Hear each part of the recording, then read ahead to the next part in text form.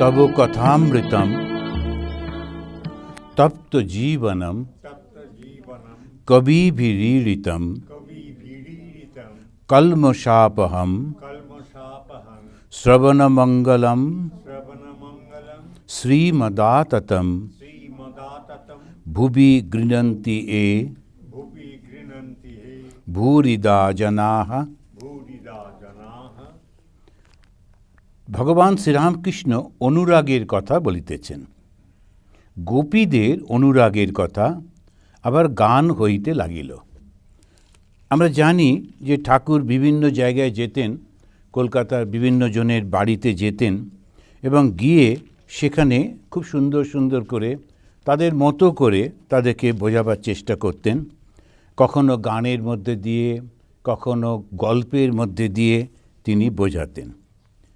আমরা যখন লক্ষ্য করে দেখি আমাদের যে 4টে বেদ আছে, সেই বেদের মধ্যে যে সমস্ত শিক্ষকেরা তারা কবিতার মধ্যে দিয়ে বলতেন তাদের একটা সেপারেট বেদ, যারা গানের মধ্যে দিয়ে বলতেন আর একটা বেদ, যেমন সামবেদ।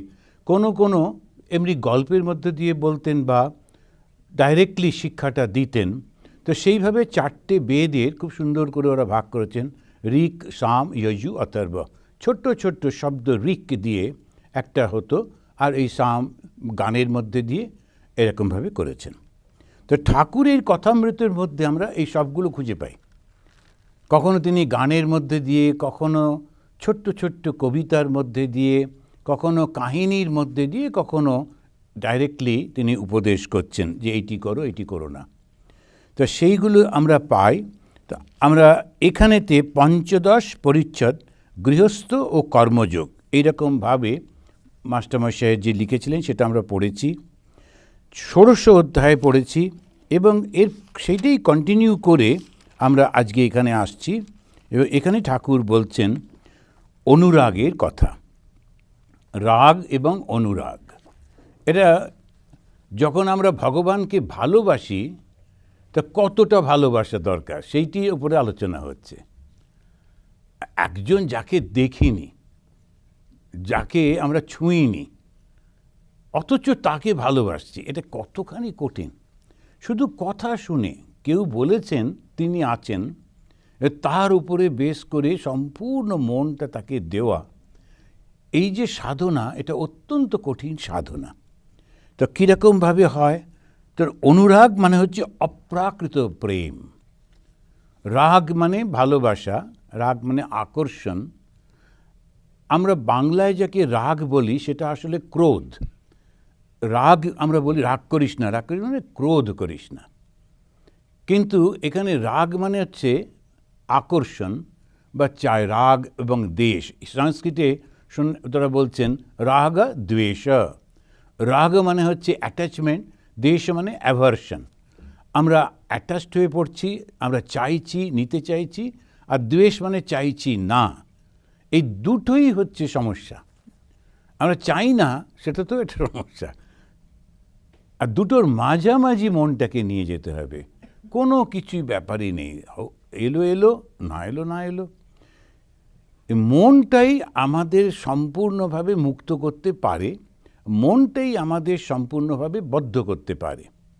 মনো এব মনুষ্যানাম কারণম বদ্ধ মোক্ষয়। কারণটা কি? মোক্ষে, মুক্তির মন, বদ্ধের মন। তো মনটা কি করে? চিন্তা করে। তো যখনই জাগতিক চিন্তাগুলো করে ও আটকে পড়ে, আর যখনই সে জাগতিক চিন্তা থেকে মুক্ত হয়ে যায় ও মুক্ত হয়ে যায়। মুক্ত হলে কি হয়? দারুণ আনন্দ হয়।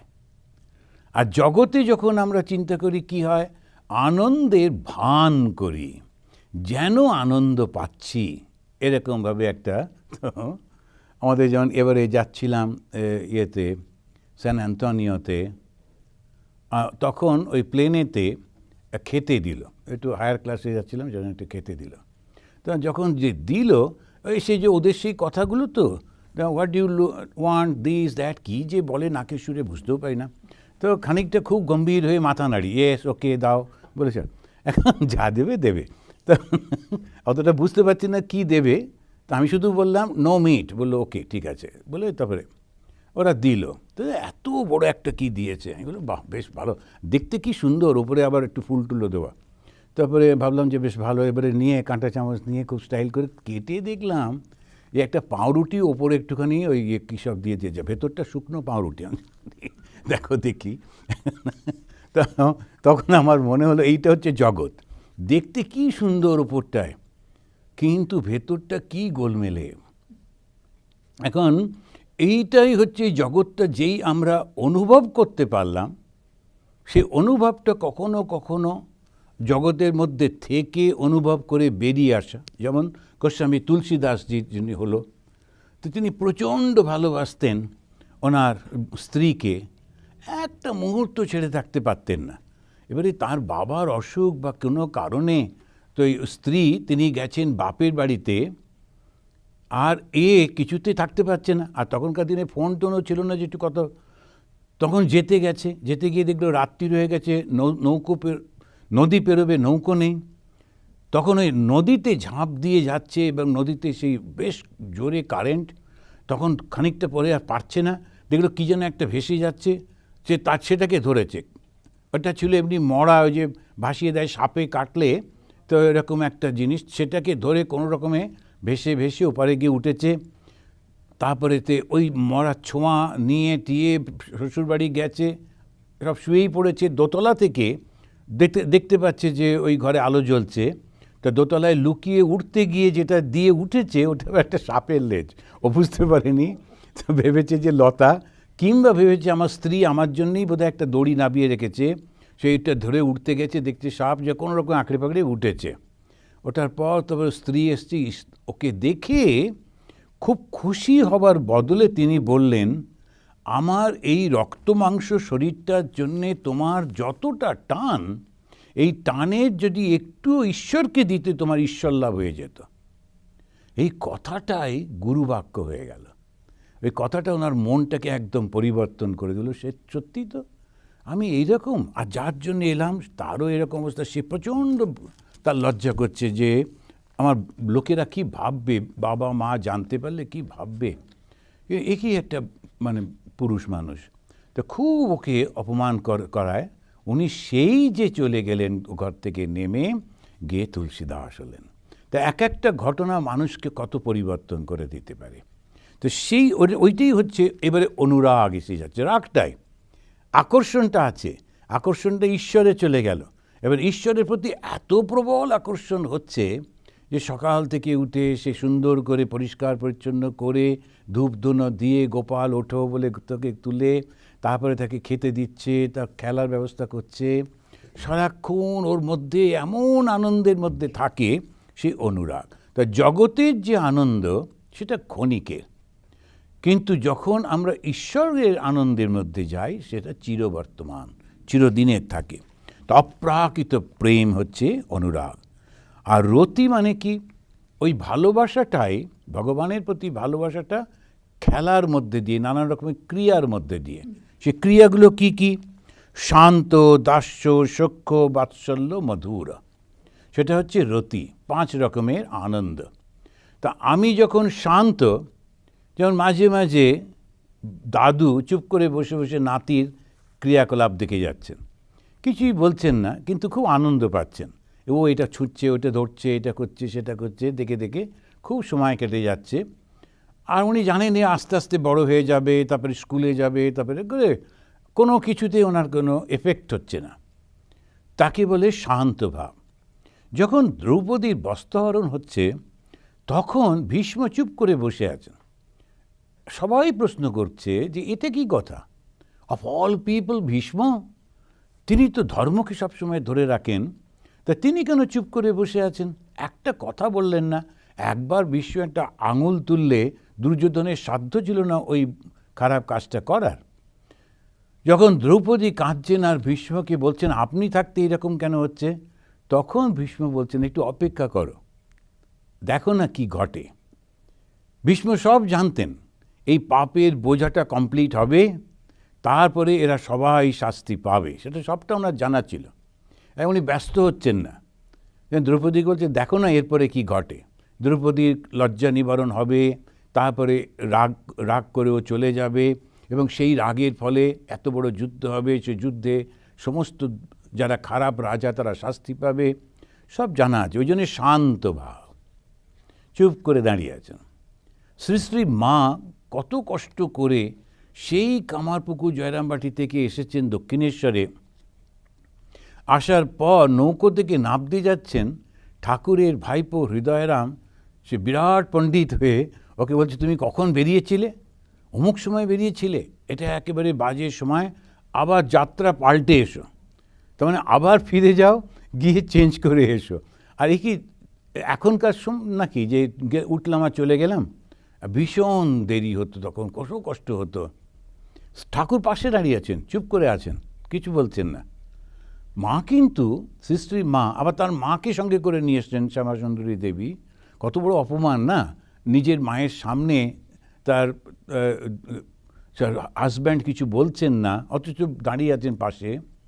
তখন মা ঠাকুরের ওপর রাগ করছেন না, মা কালীর মন্দিরের চূড়ার দিকে তাকিয়ে উনি বলছেন, মা তুমি যখন ডাকবে তারপরে আসবো, এর আগে আর আসবো না।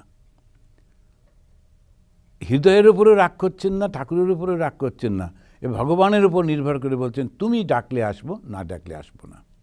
উনি চলে যাচ্ছেন, গিয়ে মন প্রাণ ভগবানকে দিয়ে ডাকছেন। এবারে সেই ডাকটা এলো, এবারে ডাক ঠাকুরের কাছ থেকে এলো। ঠাকুর স্বয়ং বলছেন, শিগগির এসো, আমি আমার খাওয়া থাকার খুব অসুবিধে হচ্ছে।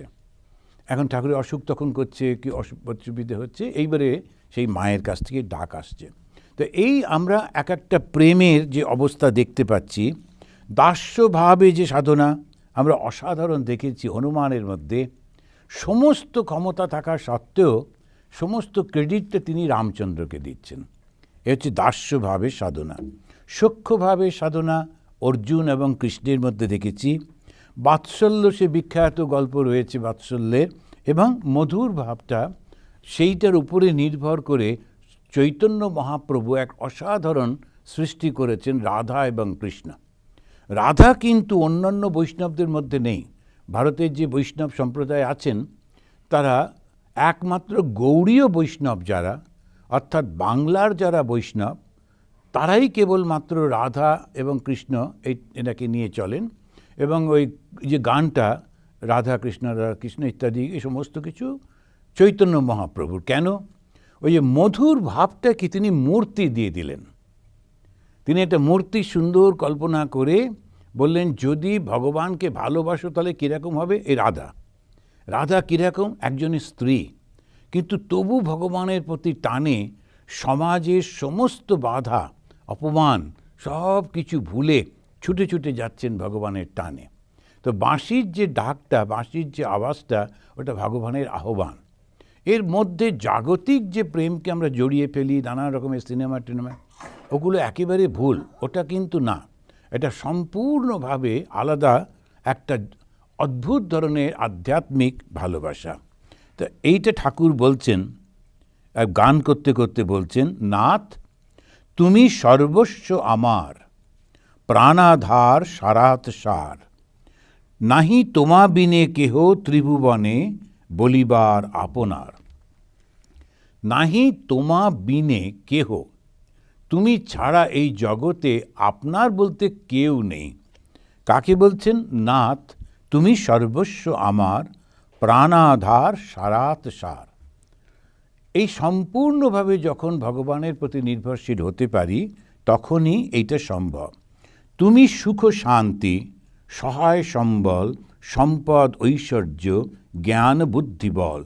তুমি বাসগৃহ, আরামের স্থল, আত্মীয় বন্ধু পরিবার। তুমি ইহকাল, তুমি পরিত্রাণ, তুমি পরকাল, তুমি স্বর্গধাম। এই যে গানটার মধ্যে দিয়ে ভগবানকে সব কিছু হচ্ছে তুমি, তোমার ছাড়া কোনো কিছু নেই। এই মুহূর্তে আমাদের মনটা যেহেতু অতটা তৈরি হয়নি, তাই আমরা বুঝতে পারি না। কিন্তু যখন আমরা কারো কারো জীবন লক্ষ্য করি তখন দেখি তার জীবনে কিচ্ছু ছিল না, জাগতিক কোনো কিছু ছিল না, কিন্তু পরিপূর্ণতা রয়েছে এবং মহা আনন্দে মহা সম্মানে তিনি রয়েছেন। কোনো অসুবিধে হচ্ছে না, কখনো অসুবিধে হয় না। যেমন মীরাবাইয়ের জীবন, তো মীরাবাইকে যখন আমরা লক্ষ্য করে দেখছি, তাকে তিনি রাজার কন্যা এবং রাজার সঙ্গে বিয়ে হয়েছে, তিনি রানী, তথাপি তাকে শুধু শুধু বদনাম দিয়ে তাকে সেখান থেকে তাড়িয়ে দিচ্ছে। এবং যখন তাড়িয়ে দিলেন ঘর থেকে, মীরাবাই রানী, তিনি ওই রাজত্বে একা একা হেঁটে হেঁটে চলে যাচ্ছেন রাস্তা দিয়ে, কোনো লোক অসম্মান করতে পারছে না। সবাই তখন মাথা নিচু করে তাকে সম্মান করছে। যেখানে গেছেন সেখানে সম্মান, যেখানে গেছেন সবাই তাকে দেবী জ্ঞানে পুজো করছে। এখন কে তাকে এই প্রোটেকশন দিচ্ছে? ওই রকম তখনকার দিনে একটি নারী, আর অত অপরূপ সুন্দরী নারী, তিনি একলা একলা রাস্তায় চলেছেন ভগবানের গান করতে করতে, কিন্তু সবাই তাকে ওই ভক্তিভাবে তাকে রক্ষা করছে, দেবী জ্ঞানে রক্ষা করছে, পুজো করছে। কেননা ভগবান যাকে রক্ষা করেন তার কখনো কোনো অসুবিধে হয় না। ভগবান শ্রীরামকৃষ্ণের বাবা একটাও মিথ্যে কথা বলবে না বলায় তার সমস্ত সম্পত্তি কেড়ে নিয়ে তাকে তাড়িয়ে দেওয়া হলো। একমাত্র সেই দেবতা রঘুনাথ, রঘুবীরকে সঙ্গে নিয়ে তিনি বেরোচ্ছেন। একটা বড় শিবলিঙ্গ ছিল, তো শিবলিঙ্গটা খানিকটা নিয়ে আসার পর হাত থেকে পড়ে গেল, মাটিতে চলে গেল, মাটি থেকে তুলতেই পারলেন না। এখনও সেটি ওখানেই আছে, ওখানেই আবার একটা মন্দির করে রেখেছে। যদি যান, আর খুব ভালো, ভক্তরা সব চাঁদা তুলে টাকা দিয়ে ওই জমিটা আবার কিনে নিয়েছে, যেখানে আদি সেই বাড়ি ছিল, নিয়ে একটা আশ্রম করেছে। দেড়ে গ্রাম, কামারপুকুর থেকে বেশি দূর নয়, দেড়ে গ্রামে। তো ওইখানে একটা, যেখানে একটা শিবটা পড়ে গেছিলো, ওইখানে শিব মন্দিরও আছে। উনি যখন চলে যাচ্ছেন, সঙ্গে ছেলে মেয়ে রয়েছে, বউ রয়েছে, কোথায় যাব বুঝতে পারছেন না ব্রাহ্মণ। যখন আর একটা গ্রামে পৌঁছেছেন, সেখানকার জমিদার এসে বলছে, তুমি আমার কাছে থাকো, কারণ তোমার মতো ব্রাহ্মণ খুব ভয় পায় ঠাকুর, মানে ভূতের টুতের। আমি বলি, ঠাকুরের ছবি রেখে দাও, মা কালীর ছবি রাখো, কখনো ভয় লাগবে না। বাড়ির সমস্ত জায়গায় ঠাকুরের ছবি রেখে একটু আলো জ্বেলে দিও, কোনো ভয় লাগবে না। ঠিক ঠাকুর সর্বত্র রয়েছেন, কোনো ভয়ের কিচ্ছু হবে না। সঙ্গে করে ঠাকুরের ছবি নিয়ে গেলে সব সময় একটা প্রচণ্ড সাহস থাকে, না কোনো অসুবিধা নেই। এই ভাবেতে বিশ্বাস যখন হয়, ভগবান তাকে রক্ষা করবেনই করবেন। শ্রীরামকৃষ্ণ ভক্তদের প্রতি, আহা কি গান, তুমি সর্বস্ব আমার। কথাটা বলা তো সোজা, কিন্তু সত্যি সত্যি ব্যবহার করা ভীষণ কঠিন। ভগবান আমার সর্বস্ব, সেজন্যে আমার কোনো চিন্তা নেই। ছোট্ট বাচ্চা যখন মায়ের কোলে থাকে, সে কবে খাবে, কি খাবে, তার কোথায় রাখবে, তার কাপড় জামা কী হবে, অনেকেও চিন্তা করে? কোনো চিন্তা করে না, কেননা ও জানে বাবা মা আছে, সব দেখবে। ওই যে পরিপূর্ণ নির্ভরশীলতা যদি কেউ করতে পারে, তখন আর তার কোনো কর্ম থাকে না, সব তিনি দেখেন। গোপীরা অক্রূর আসবার পর শ্রীমতীকে বললে, রাধে, তোর সর্বস্ব ধন হরে নিতে এসেছে। এই ভালোবাসা, ভগবানের জন্যে এই ব্যাকুলতা। আবার গান চলিতে লাগিল। শ্রীকৃষ্ণকে নিয়ে চলে যাচ্ছে, অক্রূর এসেছে, শ্রীকৃষ্ণ চলে যাবেন। তো সেই জন্যে অক্রূর তো গাড়িতে চালিয়ে এসছে, রথ চালিয়ে এসছে, তখন ওরা এসে বলতে, তোর সর্বস্ব ধন। এই সর্বস্ব ধন শব্দটি হচ্ছে তোমার সমস্ত কিছু যার উপর নির্ভর, সেইটা নিয়ে যাচ্ছে। একটা খুব সুন্দর গান আছে, ধরো না ধরো না রথচক্র, রথ কি চক্রে চলে, যে চক্রে চক্রী হরি, যা চক্রে জগৎ চলে। এখন আমাদের দেশে মাঝে মাঝে চাক্কা জাম বলতো, কমিউনিস্টদের রাজত্ব যখন ছিল তখন প্রায় চাকা জাম হতো। কী চাকা জাম? না, গাড়ির চাকা ঘুরতে দেবো না, তখন বাস চলবে না, ট্রাক চলবে না, ট্যাক্সি চলবে না, সব কিছু বন্ধ। সেজন্য অন্য কিছু না, হেঁটে হেঁটে করো, কিন্তু চাকাটা চলবে না। তা চাক্কা জাম বলে আমরা ছোটোবেলায় শুনতাম। তাই সেই চাক্কা জাম এখন কত যুগ থেকে, কৃষ্ণের সময়তেও এই গোপীরা তারা গিয়ে ওই রথের চাকাটাকে আটকে দিয়েছে, কিছুতেই তারা কৃষ্ণকে নিয়ে যেতে দেবে না। তো অক্রূর তখন একটা গান করছে, অক্রূর ওদেরকে বলছেন, তোমরা রথের চাকাটা ধরে রেখেছো কেন? তুমি কি ভাবছো রথের চাকাটা ঘুরছে? যে চক্রে চক্রী হরি, যা চক্রে জগৎ চলে, তাকে ধরো। তিনি ইচ্ছা করেছেন এখান থেকে আর একটা জায়গায় যাবেন, কার সাধ্য তাকে আটকায়? তা আমাকে দোষ দিচ্ছ কেন? গান শুনিতে শুনিতে ঠাকুর গভীর সমাধিমগ্ন হইলেন। গান শুনিতে শুনিতে সমাধিমগ্ন, ওই গানের শব্দগুলোর সঙ্গে নিজেকে একাত্ম করে ফেলা। গান মানে কি? একটা প্রার্থনা। প্রার্থনাটা সুরের মধ্যে দিয়ে একটা প্রার্থনা, আর খুব অসাধারণ একটা প্রার্থনাটা কি সুরের মধ্যে, সেটাই তো হচ্ছে গান। তো ভজন কাকে বলে? ওই কতগুলো সুর করছে ওইটা নয়, কিন্তু দেখে বিখ্যাত সব এসছেন, তারা ভজন গাইছেন, কিন্তু তারা ভগবানের দিকে তাকিয়েনি, তারা তাকিয়েছেন লোকগুলোর দিকে, ওরা প্রশংসা করছে কিনা। ওটা ঠিক কিন্তু ভজন হলো না। এখন ভজন যারা করে তারা কিন্তু লোকের কথা মনেই করতে পারে না, সম্পূর্ণভাবে ঈশ্বরের নির্ভর হয়ে গান করে। সেই যে গান, সেটা একদম অসাধারণ হয়। তো এইসব নানা রকমের কাহিনী আছে। যেমন মীরাবাই গান করতেন, আর তানসেনও গান করতেন। তো তানসেন তো নবাবের সঙ্গীত, নবাবকে সঙ্গীত শোনাতেন। তো বাদশাহ আকবরের তিনি ওখানে ছিলেন। তো তানসেনের খুব নাম টাম ছিল বটে, তিনি গানের মধ্যে দিয়ে আগুন জ্বালাতে পারতেন, এই করতো। আর মীরাবাই নিজের মতো গান করে। খবরটা যখন নবাবের কাছে গেছে, তখন নবাব বলছেন তানসেনকে, তুমি ওনাকে ইনভাইট করো, আমি আর এখানে গান শুনবো। গেল, নবাব ডেকেছেন। মীরাবাই বলল, না, আমি মন্দিরের ভেতরে ছাড়া কোথাও গান করি না। তখন ওকে জোর করা হলো না। তখন নবাব বললেন, চলো একটা কাজ করি, আমরা দুজনে যাই ওখানে, গিয়ে গানটা শুনে আসি। কিন্তু গেলে তো হলো না। যখন সন্ধেবেলায় তিনি ওই গান করতেন, ভগবানের আরতি করতেন, তখন সাধারণ লোকের বেশি যদি বসে তাহলে, কেননা রাজপুরুষ হলে আর উনি গান করবেনই না। তাহলে ওরা পোশাক বদল করে দুজনে গিয়ে বসে ওই গানটা শুনলেন।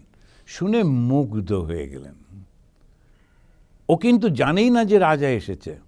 রাজাকে প্লিজ করবার জন্যে, খুশি করবার জন্যে গান করছেন তা কিন্তু না। উনি সেই ভগবানের প্রতি যে গান করছেন, সেই গানেতে তিনি একদম মুগ্ধ করে দিয়েছেন। তো এই গানটা কি গান? আমার যে ভালোবাসাটা, আমার যে ভক্তিটা, আমার যে প্রার্থনাটা, সেইটাই সুরের মধ্যে দিয়ে ভগবানের চরণে অর্পণ করছি। প্রত্যেকটা শব্দ এক একটা ফুল, সেই ফুলগুলো আস্তে আস্তে গিয়ে ভগবানের চরণে অর্পিত হচ্ছে।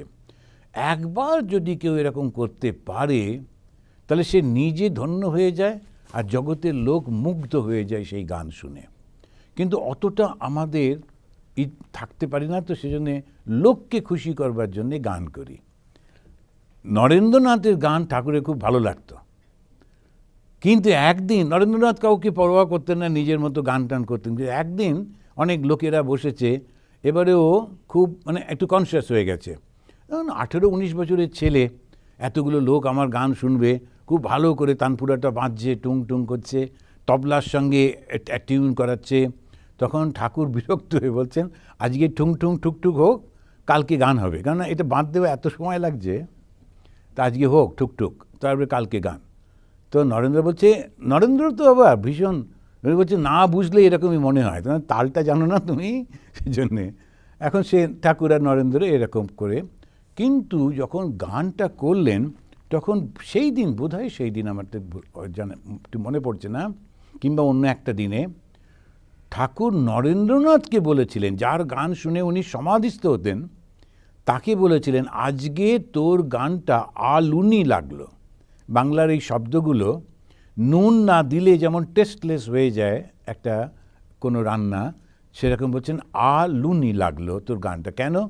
মানুষকে শোনাবার চেষ্টা করেছিস, ভগবানকে তুষ্ট করার চেষ্টা করিসনি। তা ভক্ত যে, সে শুধু ভগবানের উপর নির্ভর করে, ভগবানকে সব কিছু বলে, ভগবানকে এর নির্ভর করলে, ভগবানকে বললে, তখন অদ্ভুত কতগুলো ঘটনা ঘটতে থাকে। কি ঘটনা? সবাই তাকে খুব ভালোবাসে, ভালোবাসতে বাধ্য হয়। ভগবান আছেন কি নেই, এই যে প্রশ্নটা, এই প্রশ্নের উত্তর কিন্তু এই মহাপুরুষদের জীবনগুলো। যেমন যদি আমরা দেখি যে যীশু খ্রিস্টের কিছু ছিল না, তার শিক্ষা ছিল না, তার সামাজিক কোনো সম্মান ছিল না, পয়সা ছিল না, কিন্তু লোকেরা কি ভালোবাসে, এখনও বাসে, 2000 বছর পরেও তারা যীশুখ্রিস্টের নামই করে। ভগবান শ্রীরামকৃষ্ণদেবের কিছু ছিল না, তখন স্কুলে গেছিলেন, একটু হাতের লেখা শিখেছিলেন, ওই পর্যন্ত। কিন্তু বড় বড় পণ্ডিতরা এসে তার কাছে বসে কথা শুনছে এবং বিদ্যাসাগরের মতো লোক পর্যন্ত বলছেন আমি নতুন কথা শিখলাম এর কাছে, সম্মান করছেন। 100 বছরের মধ্যে এই সারা পৃথিবী জুড়ে সমস্ত শ্রীরামকৃষ্ণের নাম, ঘরে ঘরে তার পুজো হচ্ছে। এই আমেরিকা এবং কানাডা এবং ইউরোপের বিভিন্ন জায়গায় যায়, কত লোকের ঘরেতে ঠাকুরের আসন রয়েছে, ছোট ছোট সুন্দর করে সব মন্দির বানিয়ে ঠাকুরকে বসিয়ে রেখেছেন শ্রীরামকৃষ্ণদেবের ছবি দিয়ে, সর্বত্র ব্যাপ্ত হয়ে রয়েছেন। অথচ তার তো না কিছু বিদ্যা, না কোনো পয়সা করি, না কোনো কিছু। তাহলে এইটাই প্রমাণ করে যে ঈশ্বর যার মধ্যে দিয়ে ক্রিয়া করেন তাকে লোকেরা ভালোবাসতে বাধ্য হয়, বাধ্য, তাছাড়া কোনো উপায় নেই। সেজন্য ঠাকুর বললেন, যখনই দেখবে কাউকে কেউ ভালোবাসছে, অনেক লোক তাকে মর্যাদা দিচ্ছে, মান্যতা দিচ্ছে, জানবে তার মধ্যে ঈশ্বরের শক্তি জাগ্রত হয়েছে। এবারে সে তো যদি বুঝতে না পারে, তার যদি অহংকার হয়, সে যদি ভাবে আমার জন্যেই এটা হচ্ছে, তখন আবার তার পতন হয়ে যায়, সেখানে খুব অসুবিধে হয়ে যায়। এটাই তিনি বলছেন যে গান শুনিতে শুনিতে ঠাকুর সমাধি সিন্ধু মধ্যে মগ্ন হইলেন। ভক্তেরা এক দৃষ্টে ঠাকুরের দিকে অবাক হইয়া দেখিতেছেন, সারা শব্দ নাই। ঠাকুর সমাধিস্থ, হাত জোড় করিয়া বসিয়া আছেন, যেমন ফটোগ্রাফে দেখা যায়। কেবল চক্ষের বাইরের কোণ দিয়ে আনন্দধারা পড়িতেছে। এখন চোখের এই দিক দিয়ে যখন জলটা পড়ে তখন দুঃখের জল, যে লোকেরা যখন কাঁদে তখন এই ভেতরে মানে নাকের কাছ দিয়ে, আর যখন বাইরের দিয়ে জলটা পড়ে ওটা ভগবানের প্রতি ভালোবাসা বলে পড়ে। খেয়াল করে দেখবেন, যখনই আমরা কাঁদি সব সময় চোখের জলটা নাকের পাশ দিয়ে পড়ে, কিন্তু যখন ভগবানের জন্য সত্যি সত্যি কেউ ডাকতে পারে তখন বাইরের কোণটা দিয়ে জলটা পড়ে।